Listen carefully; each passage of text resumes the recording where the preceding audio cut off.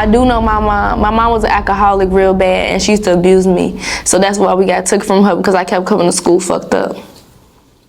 I probably should go cold. Ain't gonna lie. Your ass trying to be cute. All right, we here with One Productions, our special guest, ASAV. Period. ASAV in the building, everybody. So for those who aren't familiar with you, can you tell everybody where you're from? I'm from the west side of Chicago, Illinois, 4200 Wilcox and Kildare to be exact, and I'm ASAV, yeah. So what was the process in deciding your stage name, ASAV?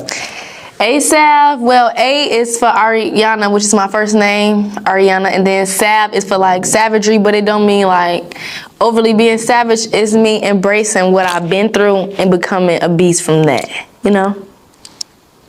Can you tell me what your childhood was like growing up in Chicago? Fucked up. My childhood growing up in Chicago was fucked up. That's just what it is. I feel like a lot of people in Chicago childhood was fucked up, but me personally, I was in and out of foster care, so I was like living with my granny, then they took us from her with some random motherfuckers, then to my mama friends, to my auntie, to da-da-da. And so I also grew up in the hood, and I ain't had no money. So motherfucker just, it's hard growing up in the hood with no money. You don't really got much. You don't come from much. You don't got nobody to talk to about how you being treated at school and outside of places. Because you don't got much, you just gotta thug it out. So that's how it was for me.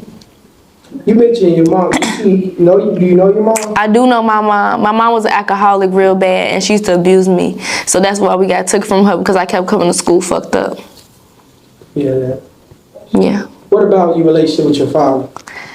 My father wasn't really in my life. Like, he was in jail till I was 4, and then like he came into my life, and I tried to live with him during the times I was getting kicked out of my foster homes, but that didn't work. Not even because of him, because of his girlfriends and just a lot of weird shit. So yeah, my father and my mother neither one of them was much in my life, but I still love them both, and I still try to keep some type of relationship with both of them.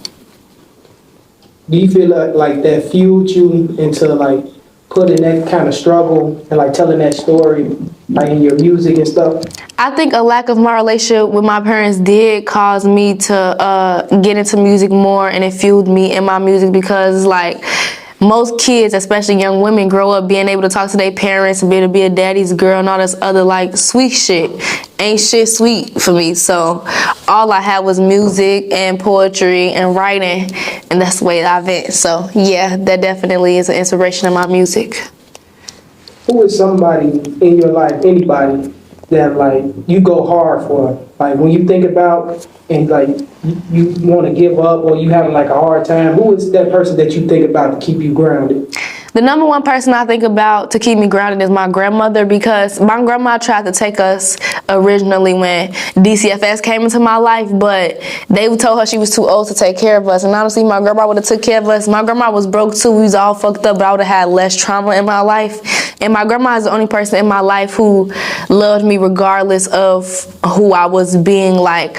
Growing up in foster care and growing up with my auntie, when I was adopted at 14, I got kicked out at 17. I was homeless for a lot of my life, and that was due to me being a troubled child. But I was troubled because of my experiences. My grandma knew young that we was troubled, but she still loved us. Yeah, she was gonna whoop our ass with a belt, but she didn't kick me out. I always had someone to lay my head and somebody to hug at the end of the day. So definitely my grandma. I want to make it before, your granny's always passed. So I want to make it before she go away, because I want to show her I could do this and give her more than what she ever gave me, Yeah, I'm a grandma baby too. My grandma raised me. She tatted on my arm right here. She's still alive, so yeah. And that's a perfect segue, because I was gonna ask you, what's your most meaningful tattoo? Yeah, my grandma.